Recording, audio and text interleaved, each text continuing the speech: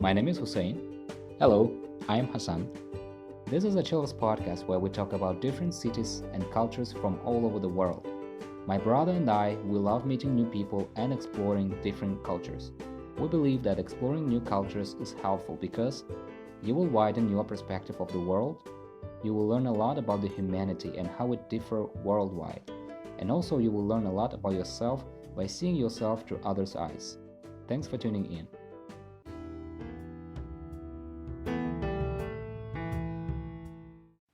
Ho Chi Minh City, commonly known by its previous name Saigon, is the most populous and largest city of Vietnam and has a population of over 21 million within the metropolitan area.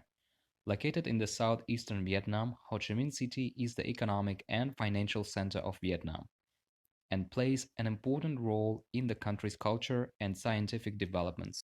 Please enjoy. Welcome to the show.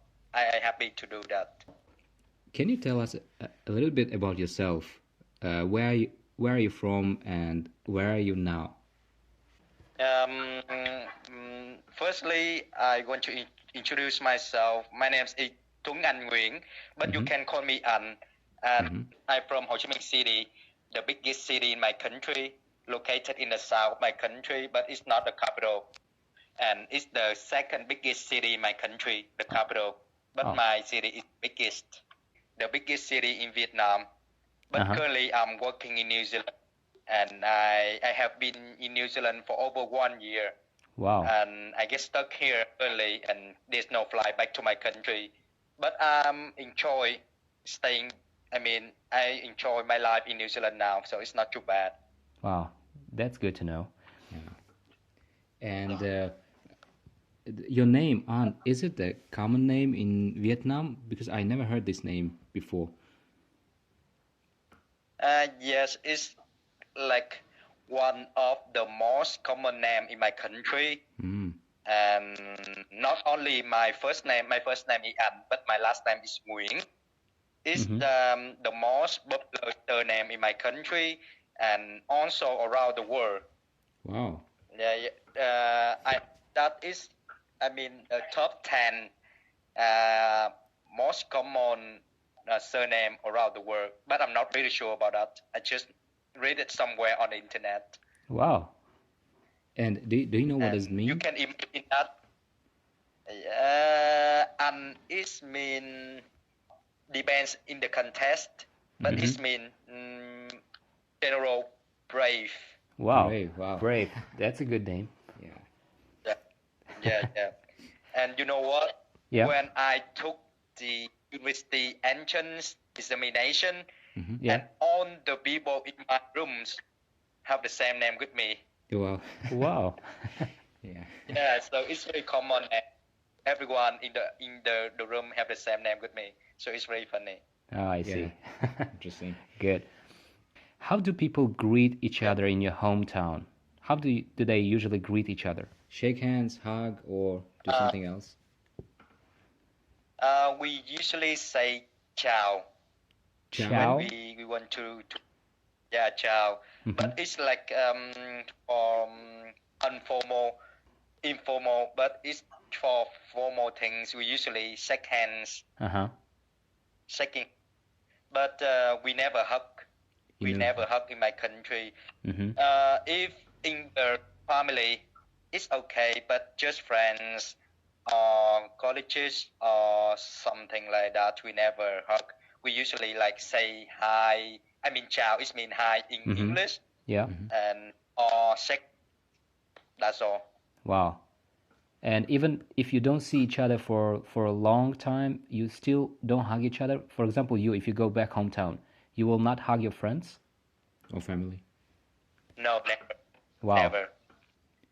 And, and you don't even feel like you want to hug, or because you grew up this way, you don't need that. I don't know why, but to me, hugging someone is like very, very emotional. Like, but when I was abroad, when I hug someone, I really love it. But in my country, it's weird. If I ask someone to hug me or I ask someone to hug them, it's very weird. Oh. Yeah. I don't know why. Even I love it, but I never dare to do that to someone else. Yeah. Only with my grandmom. Only with my grandmom I hug her, or my nephews, something like that. With the children only. Oh wow! And the foreigners, if they go to your hometown, they can also say just hi or ciao, right? They can do that, but if they want to hug, it's okay. I see. People, local people, that's it. But I mean, between local people, we never hug each other. Yeah, I see. Yeah. What is considered rude in your culture? In my culture, respecting each other is very important. And I mean, it's very rude if you saying something or doing something make people losing face. So it means you need to respect other people. Don't do anything to make other people losing face. It's considered rude if you're doing that in my culture. And also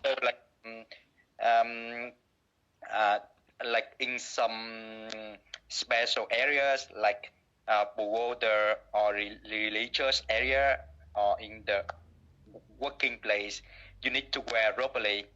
If not, if you don't wear properly, they will consider you rude person. And how does it look like to wear properly? Yeah, properly also, but depends on where you are. In the public area, it doesn't matter. But like in Pagoda, in the temple, or in the you need to wear properly. I see. So you should cover your knees and shoulders, right? Yeah, sure. You can wear anything we want. People, a lot of just wear short skirt or dress or something. People think it's beautiful, so it's no problem. But you cannot do that in the Pagoda or religious area. Yeah, and for some listeners, but in the can you explain what is pagoda? Pagoda, it's like a temple, but for Buddhism. I see. So it's the place where you pray, right? Yeah. Like in Muslim, they call it mosque or something. Yeah. Right. Yeah. Yeah, where you pray. Yeah, mosque. And in Buddhism, we call it pagoda. I see. Yeah. Good. People go there to pray, to wish or something. So people follow that mostly. I see. And do you also bring food or flowers, something like that? Exactly. What might surprise foreigners if they visit your hometown? I think that my hometown is very busy. The population is over 11 million. Wow. In my city only. Wow. So and the main mean of public transportation is motorbike. So it's what surprise foreigners for the first time they come to my city. It's motorbike everywhere. Motorbike. So many. Yeah. I think in general and Ho Chi Minh City is particular is the country and the city with the most motorbikes around the world. Wow. It's what I believe. Yeah. Many countries before, but I never seen so many motorbikes like that. So it's very surprise for you guys, and that a lot of foreigners, they don't dare to cross the streets in my country. Wow. And do they? Because a lot of motorbikes is Yeah. moving on the top, and they want to cross the street, Yeah. but they never dare to do that. They just stand still in one side of the street and never dare to go to the other side. Wow. And Yeah. do they have the And the driving? other thing, Sorry. Yeah. Continue. and the other thing is the food, the So- street food in my hometown, amazing. Yeah. So I think it can surprise foreigners too. Is it spicy?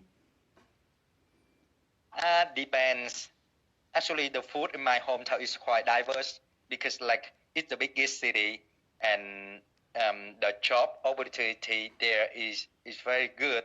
So people from everywhere in my country coming to my hometown to look for the job. So it brings the culture. I mean, from other region to my country also, or to my hometown also, and Yeah. they bring the food too. So depend on where they from in my country. Mm-hmm. So see. if they down, so it's gonna be sweet. The food gonna be sweet. From the central, it's very spicy, and the north is quite bland. They don't put a lot of sugar or salt into the food. So it depends. Oh, Some food is gonna be very, but some still okay for foreigners. I see. And what would you recommend to try? What is must-eat food? Oh my God, it's the most difficult question for me. Because there are so many. The food my country is so good, and then I cannot pick one food for you to try. You need to try at least like 50 or 100 food. Wow. Even for me, like if I come back to my country now, I need to. I mean, I need at least one week or 1 month to eat the food that I love. Wow. Yeah. Wow. Yeah, that's a lot. Yeah, it's a lot actually. And the food in my country is very diverse too. People eat a lot of food, eat a lot of many kinds of food. So there's many kinds of food in Vietnam, but I never tried it before. Wow. And do you also eat rice every day? Yes, we eat rice almost every day, and especially in my farm, rice for breakfast, for lunch, and for dinner. Wow. Yeah. And you don't eat bread? And no, we don't eat much bread. Sometimes we eat bread for breakfast only because it's convenient. And then if you like they serve it on the street, and it costs only $0.50 with bread, meat, and vegetable. It's very tasty, but yeah, it's very convenient. Before people are coming to work, they just buy a bread and then eat during they coming to work or just after they come together their company. So because of it's convenient, and because it tastes good too. Wow. And do you also use chopsticks or you use spoons? We use chopstick mostly, spoon too, but fork not usually. I don't remember that use fork in my family. No, we don't have fork in my family. Yeah. In some restaurant, they have fork if we eat like Western food, but for Asian food or especially Vietnamese food, I don't think we use fork. Just spoon to eat stuff and chopstick for other stuff. Wow. Yeah. And yeah, the last question about food. And do you use also hands? Do you eat with hands? With fingers, I mean. No, never. Never? Chopsticks. We never use hands. Sometimes we like informal way to eat cake or something. We can use hand to, but mostly we use like chopstick or spoon because we consider dirty and like contain a lot of bacteria. So it's better to use spoon. It's different from India. Yeah. They use hand, but not in my country. Yeah, it's not India. Okay. What is the best or most important thing your culture has given to the world? Again, food. Food. Yeah, and because like I read on the, I mean, a German newspaper, Yeah. Vietnamese food is the most healthy food around the world. Oh. Wow. Yeah, yeah. Is it This because is the reason it why has some- Vietnamese people Yeah, sorry. we eat a lot of fresh food, like fresh meat, fresh vegetable, and everything is fresh, and we cook it in the healthy way. So this is the reason why Vietnamese people eat the least obese people around the world. Wow. I read it on another newspaper. They said that Vietnamese people is the least obese people around the world. So we usually very skinny. They're not many people overweight or very fat. Not much. Not many. Yeah. Wow, that's good. And also the traditional Vietnamese music, like by UNESCO, they think that it's really valuable and we need to protect it. Yeah. Wow. The traditional Vietnamese music, but I don't know how to explain to you because it's very complicated. And not the one who study music. Yeah. So these two kinds of music, I think UNESCO want to protect it. It's like Cải Lương from the south, my country. It's like a Vietnamese style opera. Oh, I see. Yeah, it's like opera but Vietnamese style from my region. But I cannot sing it because it's so. Yeah. Like I listened to it when I was young. Yeah. And I love it, but I can't sing it. It's very complicated. Yeah. And ca trù from the north. So yeah, it's really nice. I will show you if you and your brother coming to my country one day. Yeah, thank you. Yeah. Yeah, we will go there one day. Yeah, so we heard from so many people that Vietnam is such a nice place to visit. And it seems it's a nice place to live. Also. Yeah. I think the reason is like the living cost is very cheap, and Vietnamese is developing very fast. So a lot of like opportunity for foreigners. So like they can get a job easily. They can do some business and earn good money, and then the living standard is improving, and the food is good. So a lot of people, a lot of foreigners want to stay in Vietnam for a long time or forever because of the food too, and the peaceful landscape. Yeah, the landscape in my country is very diverse. We have beach, we have islands, we have mountain, we have rivers, we have lake, we have almost everything in Vietnam. Even it's just a small country, but the landscape is quite diverse. Wow, good. Interesting. If you could choose 3 aspects of your culture to put in a time box for the future, what would you put in it? Food, maybe. Yeah, food is one of them for sure. We can forget food. And the second one is like áo dài, traditional costume. So women in my country usually wear it in like important occasion, and even like it's the uniform for children going to school. Also for the wedding also, men sometimes wear it but not so common, but mostly women wear it. So like when I see a woman in my country wearing áo dài, I love them immediately. They look very pretty, they look very attractive, and very like traditional. So I think it's very special to me. Like I seen my mother, my sisters, and like my friends, my female friends wearing it for important occasion. It's very special to me. Yeah. Wow. I wear it a few times too. Yeah.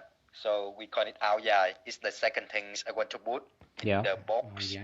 And the third one, like the traditional Vietnamese music I just told you. Yeah. That want to put into the box too, because like it's represent for Vietnamese culture. Yeah. Because it's different from other from neighboring country around Vietnam. So it's only in Vietnam we have it.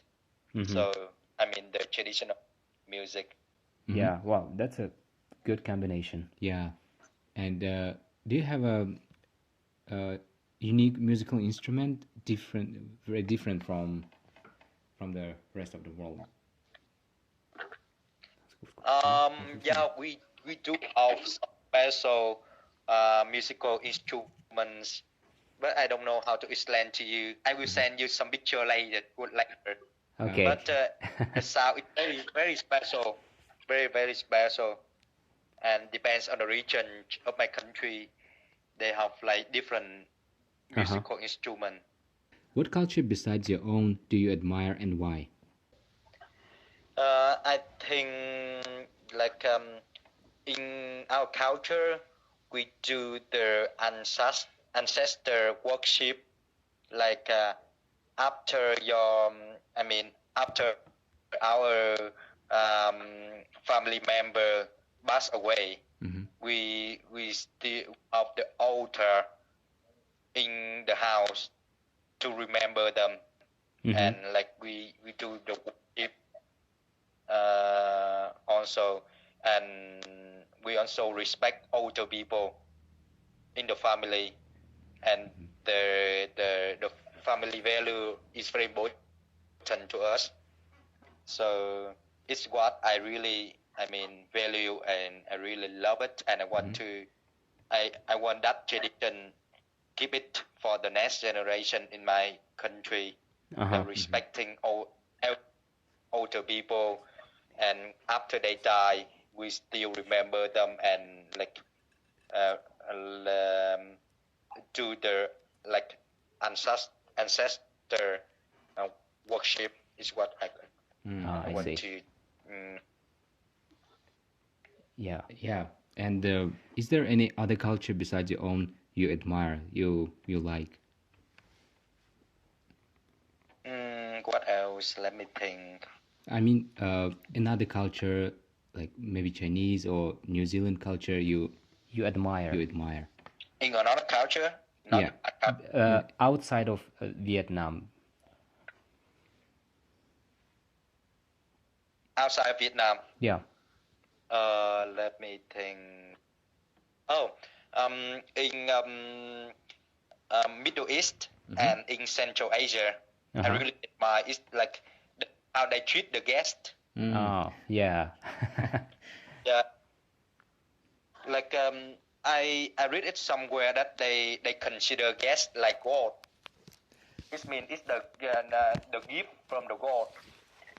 Yeah. So they treat them very well, and then like a family member, and then they like it's very surprise to us, because like in other culture and in my culture we very friendly and welcome guests, but we just consider them like guests or something. But in Muslim culture, especially in Middle East and Central Asia, they consider guests like a gift from the God, and like they treat us like more way more better than other culture. So it's what I really really admire. Yeah, Yeah. that's true. You know, they put everything they have in Central Asia. If they have a guest, they put everything they have on the table. Yeah, Yeah. it's amazing. Like it really surprised us, very really surprised us. Mm-hmm. And today I talked to a lady from Canada Mm-hmm. about like Central Asia and Middle East also, and she want to visit those countries. And because of that, because how local people treat the guest, treat foreigners, so it make that area very special. Uh-huh. Yeah. Yeah. Yeah, that's true. Um, all right. There are a couple of questions left. So, Yep. what is the favorite place of your family, or what place do you like to go on your own, or with your family, or with your friends in your hometown? So when we have, yeah, we usually go to the islands Uh-huh. or go to the highland of my country, because like in my hometown it's very hot. So we usually say that there are only two seasons, hot season and hotter season. Hot and hotter. So it's what we usually make joke, because it's hot for Yeah. whole year. Yeah. Uh-huh. So How hot? we don't have Like 30, 25. Plus. 25 consider cool. Cool. Wow. So hot is hot usually around 35 to 40 degree. Wow. Wow, that's And hot. what is hotter then? Hotter it's just like a joke. Yeah. Like we sometimes it can get over 40, Wow. but we stay inside. We don't want to go out at a time. Mm-hmm. If we don't want to get heat, it's gonna be very hot. Yeah. So this reason why we go to the islands, because the wind from the sea Yeah. cool, make the make it cooler in the highland of my country, because it's in the high area. Mm-hmm. So the fresh air and cool weather. Yeah. So we really really love it. So we usually go to those places. And for me and my close friends, we love camping too, because we want to be close to the nature. Mm. And when we have time, we usually like pitch the tent in the remote area or on a mountain or something, and then like camping there is gonna be amazing. Yeah. And what do you think? What is the best time to visit Vietnam? I think it depends on it depends on the region, because like we have the south, the central, and the north, and the weather is different. Uh-huh. But for example, in the south of my country, actually we have two official season, raining season and dry season. Uh-huh. And I think dry season is like a good time to visit my hometown, because you don't want to get wet, because when it's raining a lot. Yeah. And it can bring flood in the city. It's very inconvenient and it's not comfortable at all. Yeah. Yeah. So the rice better, I think. And when is the dry season? I don't really remember, but I think from May to December.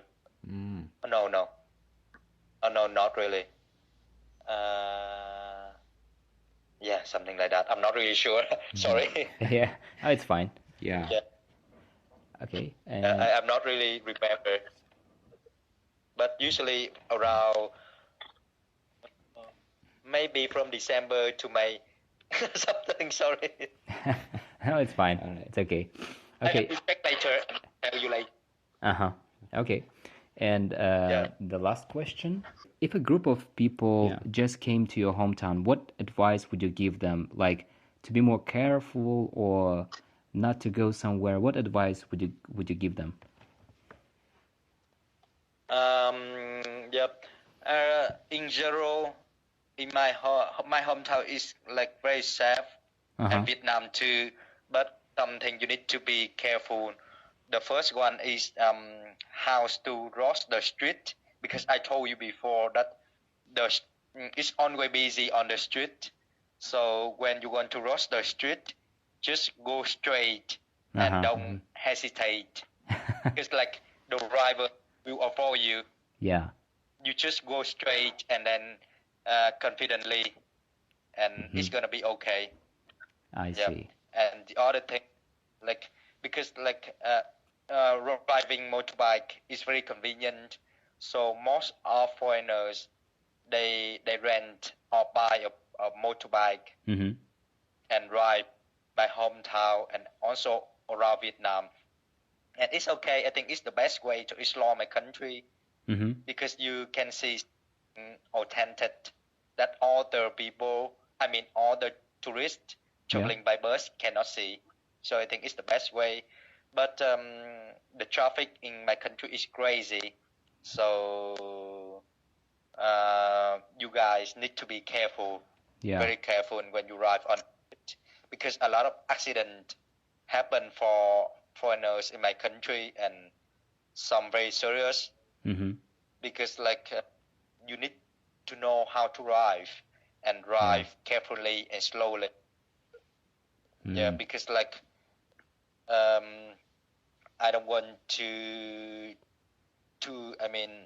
have accidents for foreigners when they travel country. It's gonna be a bad memory. Right. And especially in my city, in the touristy areas, a lot of backpackers living area. So you don't use the cell phone on the street, or don't show that up like money or valuable things, because some theft or robbery, they look at you and then rob you, and it's gonna be very dangerous. For example, you riding motorbike and then they rob your backpack, or they grab your cell phone or something, and then you fall down, and then it's dangerous. So it usually happens to foreigners in the touristy area in my country, because some bad people they target to foreigners because they think that foreigners have a lot of money. So don't use your cell phone on when you walk on the street, or like you show that you have money or something. Oh, I see. Yeah. And do people speak English there? Yep. English become, the popular second language in my country, especially in the touristy area. There's no problem for you to communicate to local people. But if you come to some very, very local area, maybe you face some difficulties to communicate with local people. But for the young generation, it's gonna be okay, because they can speak a little bit English. Even that they learn English as a school, but in our education, we just learn grammar, vocabulary, reading mostly. We don't learn much communication. So a lot of people, they cannot communicate in English, even they learn for many years already. So it's the problems of the education in my country. I see. But in the area, it's problem at all. It's good. Yeah. All right. If you don't mind, is it okay for you to share your email or something? Just if people want to contact you just to ask some questions about Vietnam, if you don't mind to share. Sure. I'm really happy. I'm more than happy to share my email address. Yeah.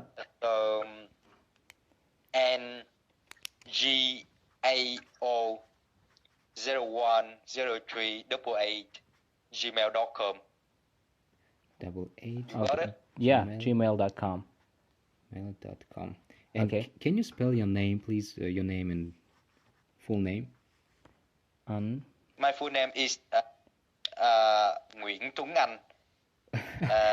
Nguyễn is in my culture is a little bit different. Uh-huh. The surname we put first, and then the first name we put in the last. Uh-huh. So I spell it. Yeah.